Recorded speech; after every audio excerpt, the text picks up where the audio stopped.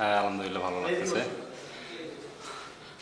আসলে এটা একটা বড় আসর এখানে শুরু করা অবশ্যই চ্যালেঞ্জের বিষয়। ভালো হচ্ছে, শুরু হয়েছে দেখি ইনশাল্লাহ। ড্রাফটের সময় তো ন্যাশনাল ক্রিকেট লিগ চলতেছিল, তো অবশ্যই ড্রাফট দেখতেছিলাম।